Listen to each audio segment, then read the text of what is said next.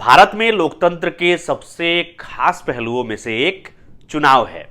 हर 5 साल में होने वाले लोकसभा और विधानसभा चुनाव में लाखों उम्मीदवार अपनी किस्मत आजमाते हैं। हालांकि चुनावी प्रक्रिया केवल मतदान तक सीमित नहीं होती, बल्कि इसमें कई कानूनी प्रावधान भी होते हैं, जिनमें से एक है जमानत जब्त होने का प्रावधान। यह प्रावधान चुनावी प्रक्रिया का अहम हिस्सा है और यह उन उम्मीदवारों पर लागू होता है जो चुनावी मैदान में अपनी पार्टी या फिर स्वतंत्र रूप से खड़े होते हैं।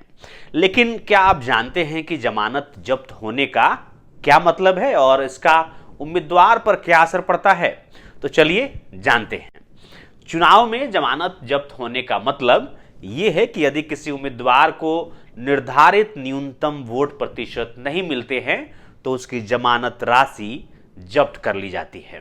जी हां, यह प्रावधान भारतीय चुनावी कानूनों के तहत लागू होता है। जमानत राशि को उम्मीदवार के द्वारा चुनावी नामांकन के दौरान जमा किया जाता है और यदि वो उम्मीदवार चुनाव में कम से कम एक निर्धारित प्रतिशत वोट नहीं पा पाता है तो वह राशि जब्त कर ली जाती है।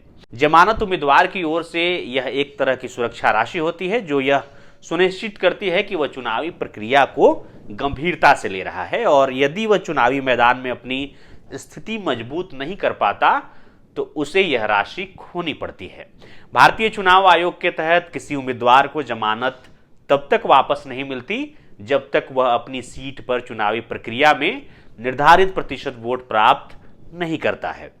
यह प्रतिशत चुनाव के प्रकृति के अनुसार बदल सकता है। जैसे कि लोकसभा चुनाव को लेकर के अगर हम बात करें तो अगर कोई उम्मीदवार कुल वोटों का 6% प्राप्त नहीं कर पाता है तो उसकी जमानत जब्त कर ली जाती है।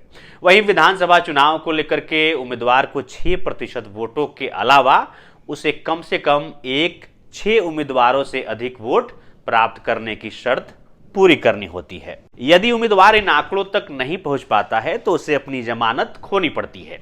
यह एक प्रकार की फाइन होती है जो यह तय करती है कि उम्मीदवार अपनी उम्मीदवारी को गंभीरता से ले और चुनावी प्रक्रिया में खिलवाड़ ना करे। अब सवाल यह भी उठता है कि आखिर किसी उम्मीदवार की जमानत जब्त होने पर कितना नुकसान होता है।